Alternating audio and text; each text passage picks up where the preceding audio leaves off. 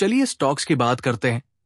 अब रिलायंस पर विचार करें, जो आज 2550 पर कारोबार कर रहा है। आपको क्या लगता है कि 30 दिनों में रिलायंस के 2600 पर समाप्त होने की क्या संभावना है?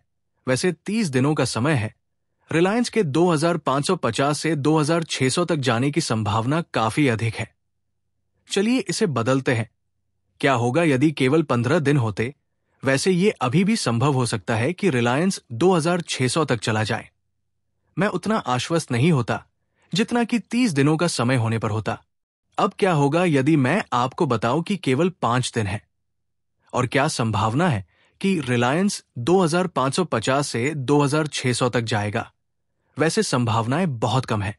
मैं यहां क्या बताने की कोशिश कर रहा हूं कि अधिक समय के साथ या समाप्ति के लिए अधिक समय के साथ एक ऑप्शन के आउट ऑफ द मनी से एट द मनी और फिर इन द मनी में परिवर्तित की संभावना बहुत अधिक है।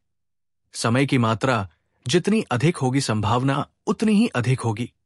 समय की मात्रा जितनी कम होगी संभावना उतनी ही कम होगी।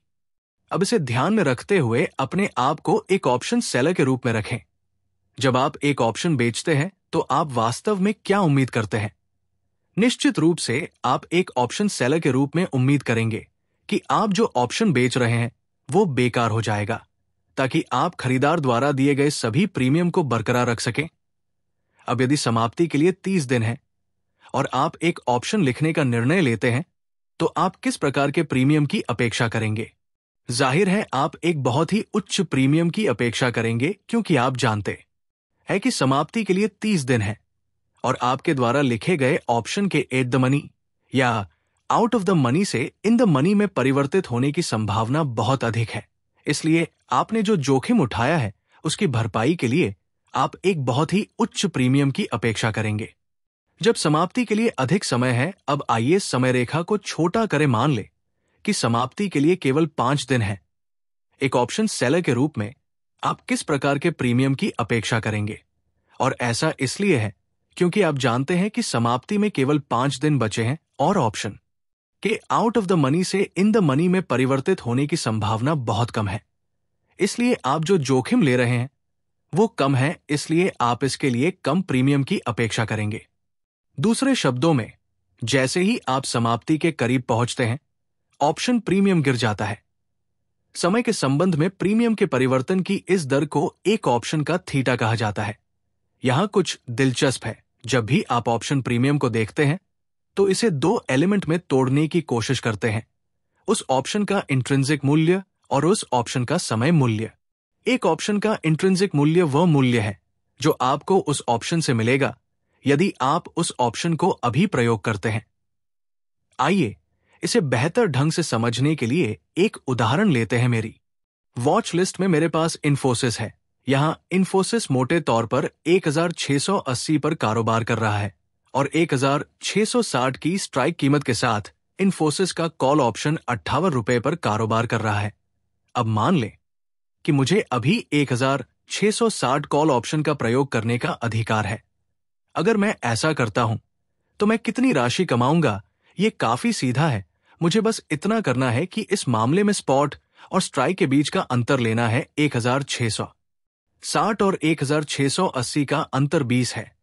इसलिए 20 रुपए वह है जो मुझे प्राप्त होगा इस कॉल ऑप्शन को अभी प्रयोग करने के लिए। इसे इंट्रिंसिक मूल्य भी कहा जाता है, लेकिन जैसा कि आप देख सकते हैं प्रीमियम 58 रुपए पर है। इंट्रिंसिक मूल्य के ऊपर जो भी प्रीमियम है उसे ऑप्शन का समय मूल्य कहा जाता है। इसलिए जब आप 1660 कॉल ऑप्शन के लिए प्रीमियम के रूप में 58 रुपए देखते हैं, जब अंडरलाइंग 1680 पर कारोबार कर रहा होता है, तो आपको तुरंत पहचान लेना चाहिए कि 58 को 2 एलिमेंट में विभाजित किया जा सकता है, जो कि 20 रुपए इंट्रिंसिक मूल्य को सौंपे गए हैं और 38 रुपए समय मूल्य को सौंपे गए हैं। याद रखें कि समाप्ति के लिए 30 दिन अधिक है, इसलिए समय मूल्य यहां बहुत अधिक है। लेकिन याद रखें कि मैंने पहले उल्लेख किया था कि जैसे जैसे हम समाप्ति के करीब पहुंचते हैं, ऑप्शन का मूल्य घटता जाता है। यह सच है। बाकी सब समान होने पर कल के ऑप्शन का मूल्य आज के ऑप्शन के मूल्य की तुलना में हमेशा कम होगा। यह मूल्य प्रीमियम के समय मूल्य घटक से कम हो जाता है। ₹38 में से 0.5 कम हो जाएंगे। इसलिए कल का नया प्रीमियम 20 प्लस 37.5 होगा। जैसे जैसे हम समाप्ति के करीब पहुंचते हैं, थीटा बढ़ता है। आज ये 0.5 हो सकता है, लेकिन जैसे जैसे हम समाप्ति के करीब पहुंचते हैं, ये 5, 6 या 10 तक भी पहुंच सकता है।